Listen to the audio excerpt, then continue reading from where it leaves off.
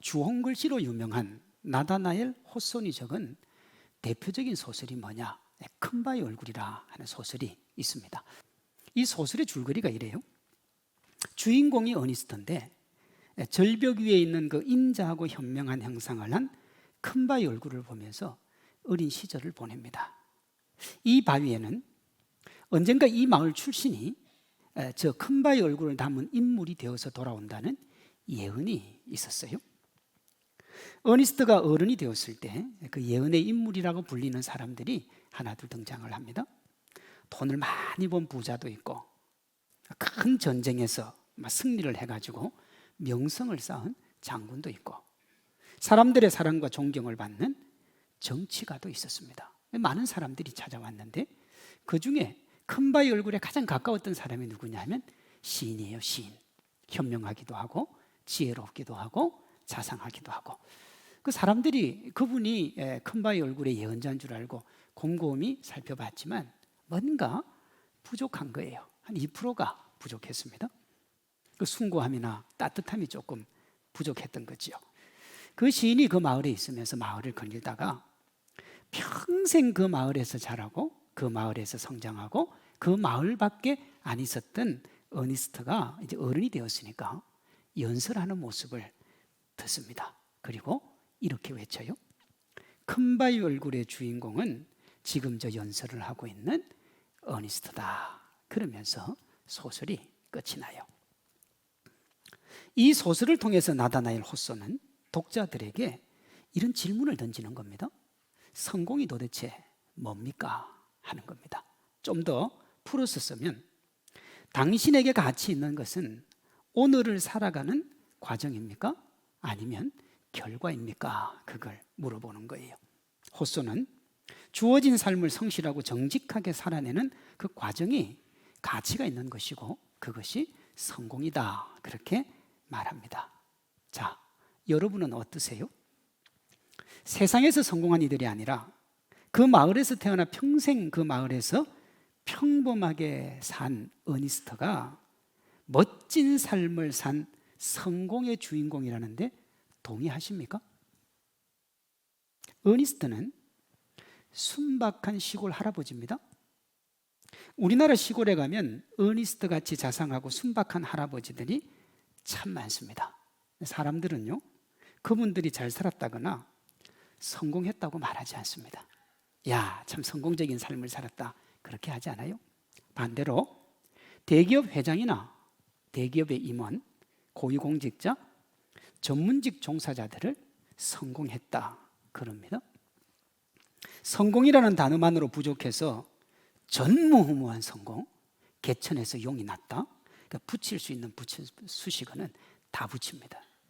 그런데 여러분 보세요.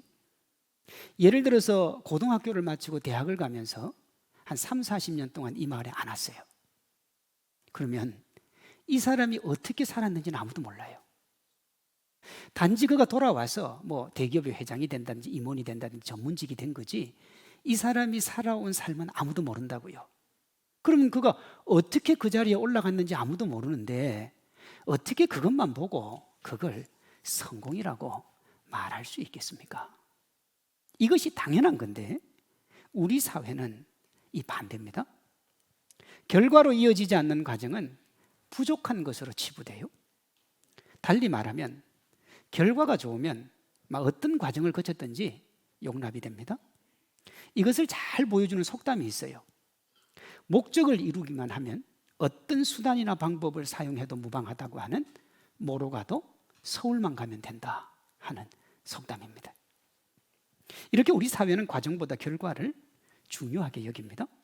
결과가 좋지 않으면 과정이 어떠해도 실패자고 결과가 좋으면 과정과 무관하게 성공한 사람이에요. 그런데 하나님의 생각은 조금 다릅니다. 하나님에게는 결과가 좋지 않은 사람이 실패자가 아니라 뭐로 가도 서울만 가면 된다고 하면서 과정을 무시하고 결과만 따지는 사람이 실패자예요. 여러분, 인생의 결과를 결정하는 분이 누굽니까? 네가 참 잘 살았다 못 살았다를 누가 결정합니까? 여러분, 주님이 하시는 겁니다.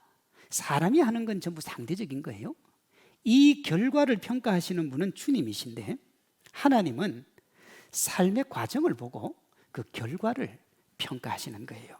달리 말하면 하나님은 삶의 과정을 결과로 보십니다. 오늘 내가 어떻게 살아가느냐 하는 거예요. 오늘 본문이 이것을 말하는데 본문에 예수님을 따르는 두 부류가 나옵니다. 뭐 한다고요? 예수님을 따르는 두 부류입니다. 한쪽은 결과를 위해 과정을 희생하는 사람이고 다른 한쪽은 과정 자체가 결과인 사람입니다. 먼저 하루하루 성실과 최선의 삶을 살면서 내일을 준비한 여인이 나와요. 6절 7절에 보면 예수님이 시몬의 집에 계실 때에 한 여자가 매우 귀한 향유 한 옥합을 가지고 왔다 그랬습니다. 여기 향유를 수식하는 단어가 하나 있어요. 바르티무라는 단어인데 엄청나게 비싼 그런 형용사입니다. 그러니까 이 향유가 있는데 엄청나게 비싼 향유예요. 사람들은, 학자들은 이 여인이 가지고 온 향유가 왕이 기름 부을 때 썼던 향유이든지 아마 제사장들이 하나님 앞에 예배 드릴 때 썼던 향유였을 것이다, 그렇게 추측을 해요. 여러분, 향유도 종류마다 다릅니다. 만 몇천 원짜리, 2만 몇천 원짜리 이런 향유도 있고요. 10만 원, 100만 원 넘어가는 향유도 있습니다. 향수가 그렇잖아요, 여러분. 뭐 우리 남자분들은 잘 모르겠지만 당시 향유는 부의 상징이었습니다. 그러니까 지금도 요즘도요, 여러분, 향수를 많이 뿌리면 약간 이게 이제 겉멋이 좀 들었다, 뭐 저는 그렇게 생각을 해요. 근데 요즘도 향수 뿌리는 게 그렇게 대세는 아닙니다. 특히 남자들은요. 이때 당시 향수는 거의 뿌리는 사람이 없었어요. 향유를 가지고 있다는 자체가 대단한 사람들이에요. 부유한 사람들이죠. 이 여인은 이 향유를 옥합에 담아왔습니다. 향유의 가치가 일반 노동자가 1년치 번 품삯이라 그랬으니까 이 여인이 가지고 온 향수는 부유하니까요. 노동자가 가지고 온 향수가 뭐 한 3, 4천만 원 된다 그러면 이 여인이 가지고 온 건 한 5, 6천만 원 정도 될 수도 있는 거예요. 이때 여자는 사람으로 대접을 못 받았습니다. 그때 당시에는 사람의 수에도 들지 않았어요. 그래서 사람 계수할 때 여자는 계수 안 했다고요.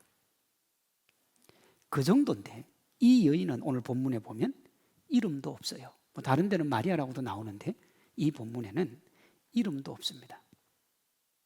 물론 우리가 이렇게 추측 안 할 수도 있지만 이 여인이 가정에 있지 않았겠습니까? 가정이요? 저는 그렇게 생각을 해요. 가정에 있는 여자가 예를 들어서 한 5천만 원, 6천만 원 정도를 뒤로 이렇게 저금을 해가지고 그걸 향유를 살 수 있을 정도면 정말 이 여인이 쉽지 않게 돈을 모았을 겁니다. 사람들은 딴 주머니 찾다고 얘기할 수도 있고요. 지금이야 우리가 예수님을 구주로 섬기고 하나님의 아들로 믿지만 이때 당시 예수님은 33살의 총각이었습니다. 그런데 만약에 이 여인이 아줌마였다면 아줌마가 총각한테 5천만 원, 6천만 원짜리 향유 주고 거기 깨어서 여러분 향유를 발에 부었다. 아마 바람 핀다는 얘기를 들었을지도 모릅니다. 예를 들어서 제가 나가는데 어떤 성도가 우리 목사님 너무 좋은 목사님이라 내가 뭔가를 드리고 싶다. 그래서 나가는데 깨가지고 제 발에다가 붓고 머리털로 씻었어요. 그러면 여러분들이 참 저 집사님 귀하다 그러겠습니까? 이러겠습니까? 근데 후자일 확률이 높습니다. 미쳐도 단단히 미친 거지요, 그게요. 그래도 이 여인은 마음에 품은 뜻을 향해 한결같이 달려갔습니다. 나는 예수님께 그걸 드려야 되겠다. 근데 이게 얼마나 무모하고 미련해 보였던지 제자들이 화를 냅니다. 쓸데없는 짓을 했다는 겁니다. 이걸 가난한 자들에게 팔아주는 것이 얼마나 귀한데 저걸 허비하느냐 하는 거예요. 근데 예수님도 이렇게 얘기했어요. 가난한 자들은 너희와 항상 있을진데. 이 말은 뭐냐? 기본적으로 너희들 말이 맞다는 겁니다. 그걸 가난한 자들에게 주는 게 맞다는 얘기예요. 그런데 이 여인은 나의 죽음을 준비한 유일한 여인이기 때문에 용납이 된다. 그게 그 뜻이에요. 아무도 이 여인의 행동을 이해해 주지 않았습니다. 조금 상상을 가미한다면 따가운 시선과 험할 말을 들은 여인의 눈에 아마 눈물방울이 떨어지기 직전까지 맺히지 않았겠습니까? 내 진심인데 서럽기도 하고 사람들은 몰라줘도 제자들은 좀 알아줘야 되는 거 아닌가, 그렇게 했을 수가 있어요. 만약에 여기에 결정적으로 우리 주님이 그래, 너희들 말이 맞다, 이 여자가 왜 이러는지를 모르겠다, 그랬으면 이 여자는 게임 끝나는 거예요. 그런데요, 주님이 이렇게 말씀하세요. 내게 좋은 일을 한 이 여인을 괴롭히지 말라. 그래, 예수님이 그 여인의 진심을 알아줬어요. 전능하신 하나님의 아들이 죽으시는데 왕으로 대우하고 싶었던 그녀의 마음을 주님이 받아준 겁니다. 주님을 위해 살아온 그 여인의 삶을 주님이 받으신 겁니다. 사랑하는 성도 여러분, 우리가 살아가야 될 그리스도인다운 삶이고 주님이 원하시는 삶인 줄 믿습니다. 향유를 드리라, 그 말이 아닙니다. 오늘 내가 주님 앞에 할 수 있는 그것을 하나님께 드리는 삶을 살라 하는 거예요. 이 귀하고 아름다운 여인의 이야기가 끝나는 시점에 은 30냥을 판 가룟유다 얘기가 딱 나옵니다. 은 30냥에 예수님을 판 가룟유다 이야기요. 자기 목적 성취에 예수님을 이용하는 결과지상주의의 전형입니다. 14절 시작이 의미심장해요. 그때에, 그렇게 되어 있죠. 이 헬라어가 토테하는 말입니다. 바로 그때에, 바로 그때에. 바로가 언제입니까? 여인이 헌신과 사랑을 주님께 보여드릴 그때에 가룟유다가 대제사장에게 예수님을 팔겠다고 한 겁니다. 예수님이 죽으신다고 하니까 더 이상 따를 필요가 없어진 거예요. 예수님을 통해서 뭔가 한번 내가 돼보려고 했는데 돌아가는 상황을 보니까 신통치가 않은 거예요. 이 가룟유다를 열심당원이라 그랬잖아요. 로마의 속박으로부터 이스라엘을 회복시킬 체제 전복을 위해서 우리나라로 하면 독립운동하는 사람, 뭐 이렇게 볼 수 있는 겁니다. 그런데 예수님이 자기가 생각했던 예수님이 아니었던 거죠. 그래서 어떻게 해요? 내 목적을 이루는지 예수님이 별로 필요가 없어졌으니까 내가 은 30냥이라도 예수님 팔아야 되겠다, 그렇게 마음을 먹은 거예요. 그런데 이 은 30냥이 얼마나 웃기는 돈인지 몰라요. 당시 노동자의 두세 달치 월급이 은 30냥 정도 되는데 당시에 어떤 사람의 종이요? 여러분, 당시 사람의 종은 사람이 아닙니다. 그 물건이에요.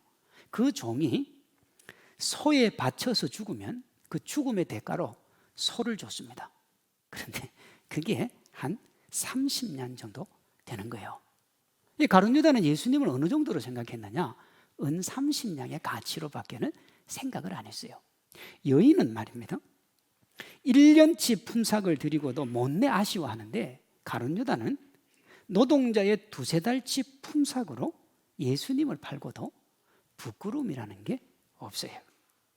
요한복음 13장 1절을 알게 되면 더 충격적입니다. 6월절 전에 예수께서 자기가 세상을 떠나 아버지께로 돌아가실 때가 이런 줄 아시고 세상에 있는 자기 사람들을 사랑하시되 끝까지 사랑하시니라 그랬습니다. 이 사랑의 대상 안에 가룟유다가 있다는 건 두말할 필요가 없어요. 그러니까 예수님은 가룟유다를 끝까지 사랑했어요. 그때 가룟유다가 이런 마음을 품습니다. 본문 16절이요. 그가 그때부터 예수를 넘겨줄 기회를 찾더라 그랬습니다. 예수님은 그를 사랑해서 6월절 만찬을 베풀고 발을 씻어줬는데 그때 가룟유다는 마음속에 무슨 생각을 가지고 있냐면 내가 저 예수를 언제 팔아야 될까? 여러분, 가룟유다는 자기를 위해 예수님을 섬겼습니다. 3년 동안 열심히 예수님 뒤를 따라다니는 이유가 뭐냐? 내가 어떻게 하면 저 예수를 통해서 잘 돼 볼까? 그게 가룟유다 생각이었어요. 그게 안 되니까 자기 손해 보니까 예수님이고 뭐고 다 필요가 없어진 거죠. 슬픈 일이 아닐 수 없어요. 인류 역사에 지금이 아마 인구가 가장 많다고 그래요. 한 74억 명 정도 되는 것 같아요. 그러면 인류 역사가 아무리 적어도 한 10억 명 정도는 넘지 않겠습니다. 100억 명. 100억 명은 넘지 않겠습니까? 그 인류의 모든 사람 중에 예수님이 자기 제자로 부른 사람이 12명이에요. 대단한 거예요, 여러분. 12명이요. 그 중에 가룟 유다가 있습니다. 그러니 가룟 유다는 그러면 안 돼요. 저는 그래도 저는 그 정도 급이 안 되니까. 근데 가룟 유다는 그러면 안 되거든요. 우리가 상식적으로 저게 인간인가 싶을 수 있어요. 그런데요, 정말 슬픈 것은 우리가 이름 없이 주님을 섬기는 여인이 아니라 가룟 유다를 닮았다는 겁니다. 오늘 이 땅의 교회가 그 모습을 답습하고 있는 것이 보여주는 거예요. 이에 대해서 제가 이야기하는 것보다 한국 교회가 존경했던 목사님의 설교를 인용하는 게 좋지 않을까 싶어서 제가 가지고 왔습니다.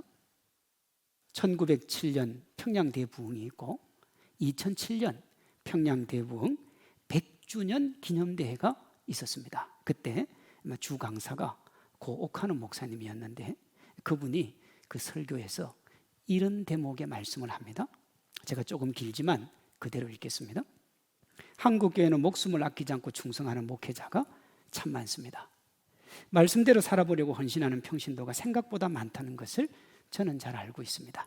그래서 만일 누가 오늘날 한국교회를 보고 행위가 죽었다고 하면 저는 그 말을 절대로 인정하고 싶지 않은 사람 중 하나입니다. 그렇지만 저의 이러한 확신을 흔들어 놓는 심각한 사실이 있습니다. 그것은 이 사회가 한국교회를 너무 불신하고 있다는 것입니다. 교회를 신뢰하지 않는 것 같습니다. 일반적으로 사람들은 우리를 이중인격자로 보는 것 같습니다. 말하고 행동하고 다르다는 겁니다. 예수님을 믿는 우리들이 자기들보다 더 정직한 데가 어디 있느냐고 따져 묻습니다. 사회의 각종 스캔들에 교회 다니는 사람들이 끼어도 이제는 놀라지도 않습니다. 한마디로 자기들과 다를 바가 별로 없다는 겁니다. 기가 막히게도 우리는 이러한 비난을 받으면서 한마디 변명도 제대로 못하고 있는 실정입니다. 우리는 우리도 모르게 세속주의의 늪에 빠져 허우적거리고 있는 모습을 세상에 보여주고 있습니다. 이처럼 교회가 짠맛을 잃으면 우리보다 더 악한 세상 사람들의 발에 짓밟히도록 내던져지는 것이 주님의 징계요 심판입니다. 우리가 지금 그러한 끔찍한 상황에 놓여 있지 않는지 두려운 마음을 금할 수가 없습니다. 지금 주님께서 한국교회를 보시고 뭐라고 하실까요? 이름은 살았으나 행위가 죽었다고 책망하지 않으실까요? 그랬습니다. 소금이 그 맛을 잃으면 어떻게 된다고요? 밖에 버리워져 사람에게 밟힌다고요. 한국교회가 지금으로부터 한 15년 전에 그렇게 밟혔습니다. 그러면 이 이후로 시간이 많이 지나서 이제 한국교회는 세상으로부터 밟히지 않습니까? 사랑받고 존경받고 있습니까? 그렇지 않다는 것 우리 너무 잘 알고 있습니다. 지난 3년 코로나로 어려운 시간을 보내면서 한국교회는 우리 사회로부터 더 큰 불신에 직면해 있습니다. 그 중심에 위선의 대명사인 가룟 유다가 가졌던 우리가 가져야 극복해야 될 두 가지가 있습니다. 우리가 이걸 극복해야 돼요. 그 첫째가 뭐냐? 결과지상주의예요. 사람들이 기억하는 것은 결과지만 예수님은 과정을 기억한다 그랬습니다. 본문 13절이요. 내가 진실로 너희에게 이르노니 온 천하 어디서든지 이 복음이 전파되는 곳에는 이 여자가 행한 일도 말하여 저를 기념하리라 그랬습니다.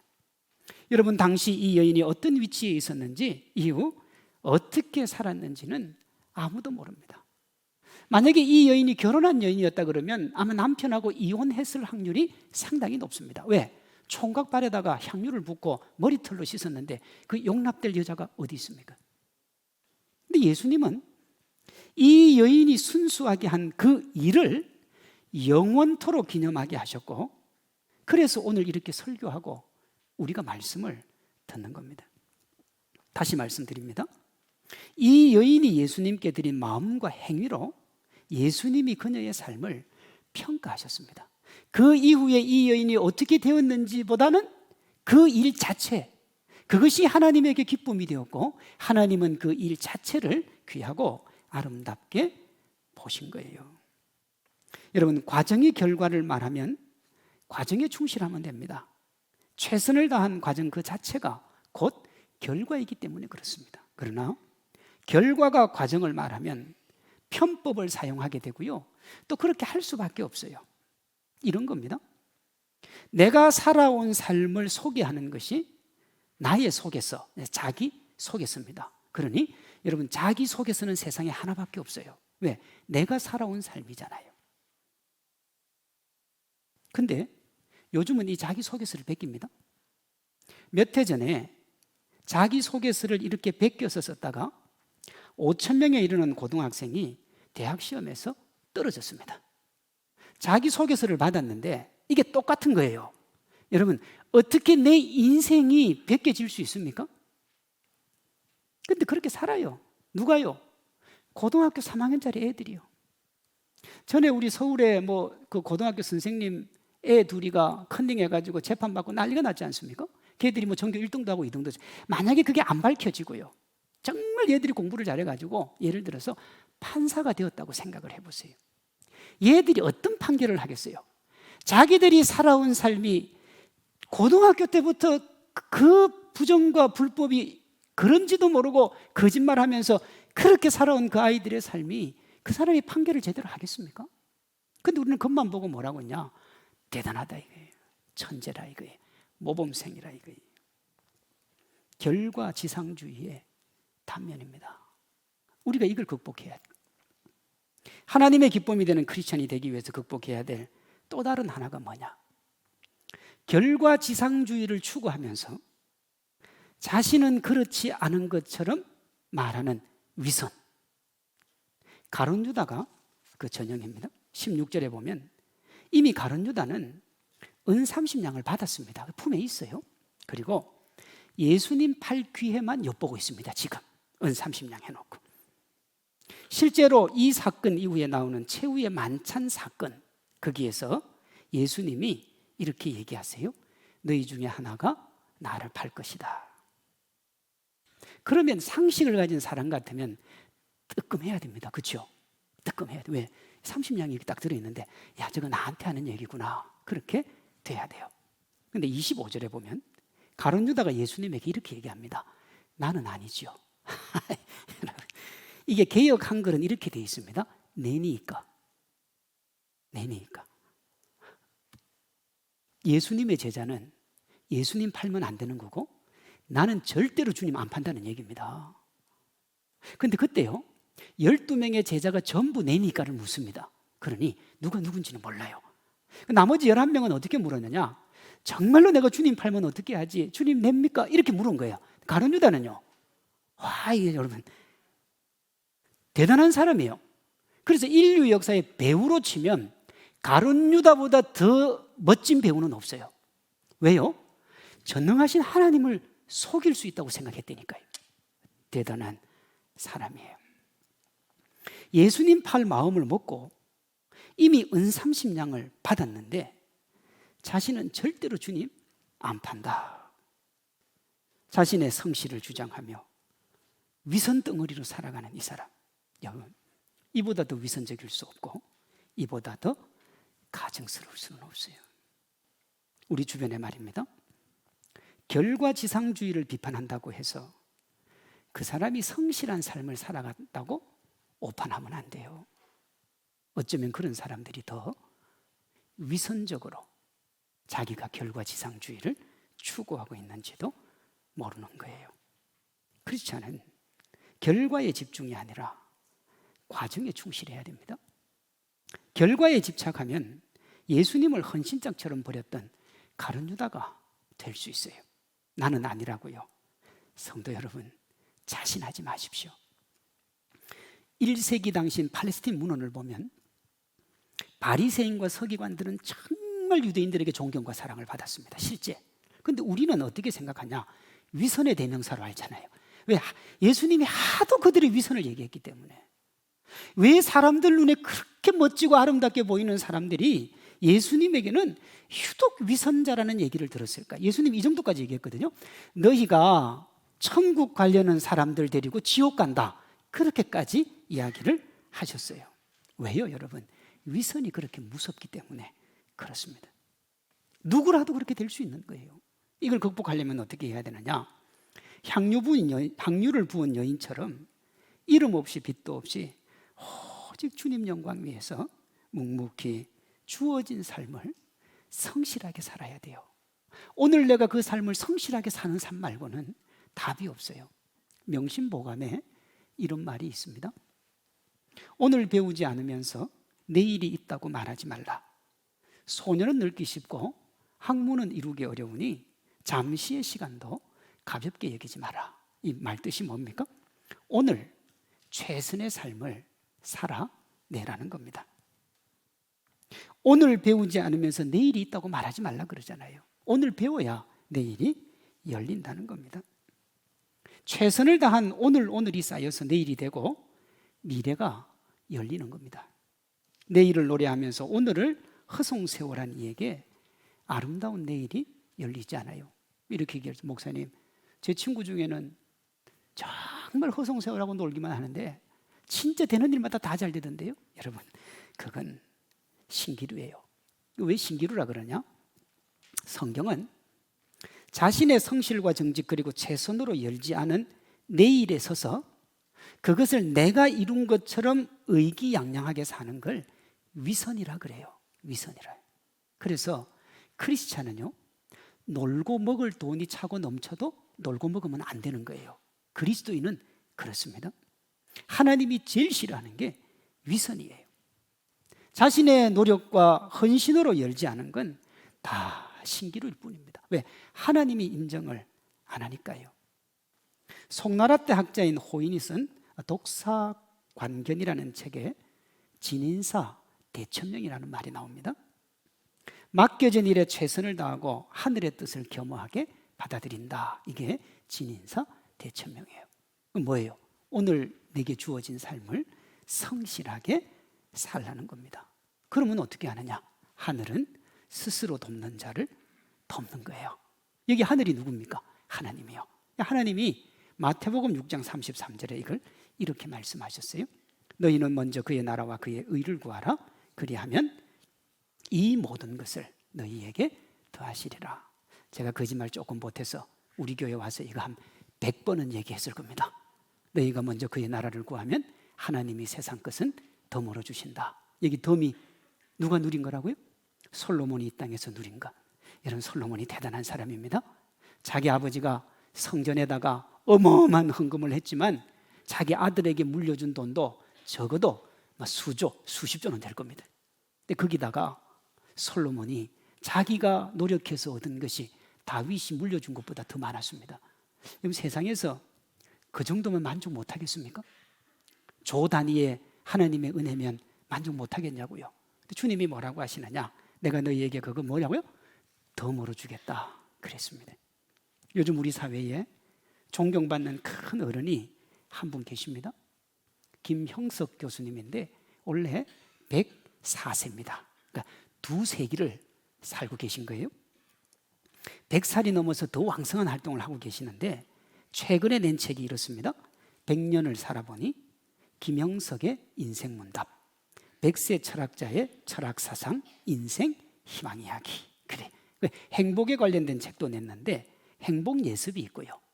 작년에 낸 책인데 우리 행복합시다 하는 책을 냈어요. 그러니까 이분이 크리스찬이라서 더 매력적인데 인생의 행복을 이렇게 말했어요.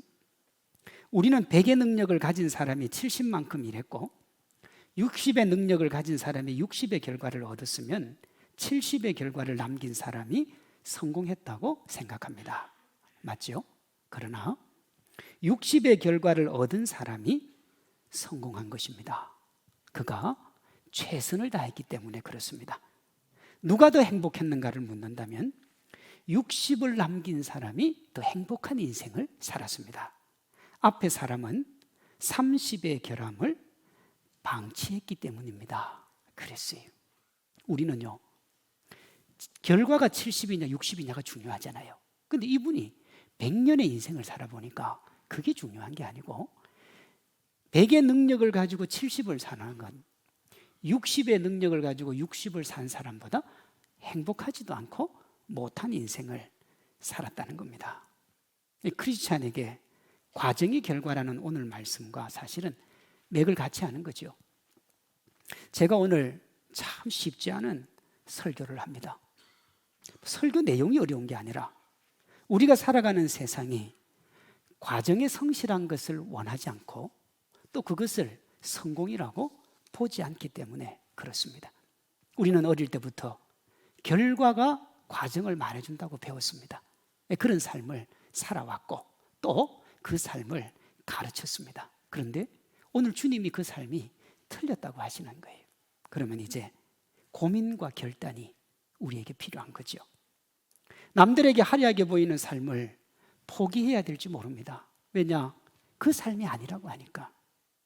살아가는 삶의 궤도를 수정해야 될지도 모릅니다. 내가 지금까지 이렇게 살아왔는데 그게 아니니까 삶을 바꿔야 돼요. 그러면 내 주변의 사람들에게 내가 위선자라는 소리를 들어야 될지도 모릅니다. 왜? 전혀 다른 행동을 하고 있으니까. 성도 여러분, 그래도 과정에 신실한 삶을 결단하시기를 바랍니다. 결과가 아니라 과정입니다. 결과가 과정을 말하는 것이 아니라 과정이 결과를 말하게 해야 됩니다.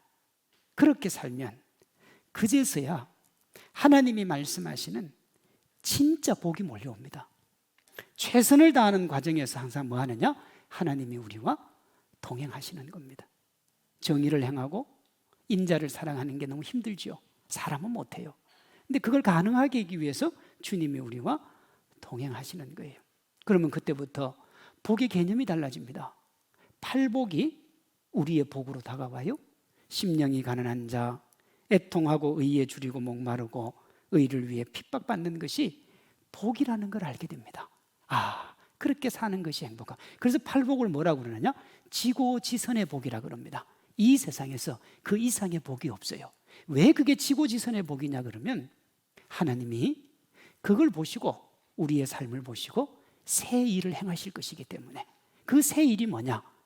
광야와 같고 사막 같아서 척박하고 앞으로 절대로 나아갈 수 없고 모든 사람이 불가능하다고 하는데 하나님이 거기 길을 내고 강을 내주실 것이기 때문에 그것이 하나님의 은혜로 살아가는 복이요 은총이요 기쁨이 되는 겁니다. 하나님이 귀하고 사랑스럽게 보시는 삶은 우리가 얼마를 이루었느냐? 세상으로부터 어떤 평가를 받았느냐가 아닙니다. 하나님이 우리에게 보시는 삶은 주어진 삶을 주님을 위해 얼마나 성실하게 살아냈는가, 그걸 보시는 거예요. 이걸 가장 잘 말씀해 주는 게 뭐냐 하면 달란트 비유입니다. 달란트 비유. 달란트 비유의 핵심은 주어진 삶의 성실과 최선입니다. 주님은 이 달란트 비유에서 얼마나 많이 남겼느냐를 묻지 않습니다. 1달란트, 2달란트, 5달란트 준 자에게 너 몇 달란트 남겼느냐 묻지 않으시고요. 이걸 묻습니다. 왜 내가 너에게 준 재능과 물질에 성실하지 못했느냐? 과정에 성실하지 못한 이의 달란트를 빼앗아서 주어진 삶을 성실하게 산 이에게 주님이 주세요. 마태복음 25장 28절입니다. 그에게서 1달란트를 빼앗아 10달란트 가진 자에게 주라. 그래요? 보십시오. 예수님의 평가 기준은 성취가 아니라 우리에게 주어진 삶을 성실과 최선으로 살아내는 겁니다. 우리가 많이 가졌든 적게 가졌든 배웠든 배우지 못했든 나이가 많든 적든 상관없이 하나님이 원하시고 하나님이 기뻐하셔서 주신 그 삶을 성실과 정직으로 살아내기만 하면 하나님의 기쁨이 되고 하나님께서 우리에게 차고 넘치는 은총으로 베풀어 주시고 함께해 주실 줄로 믿습니다. 주어진 삶의 성실과 정직으로 하나님께서 행하시는 새 일의 주인공 되시기를 주님의 이름으로 축원합니다.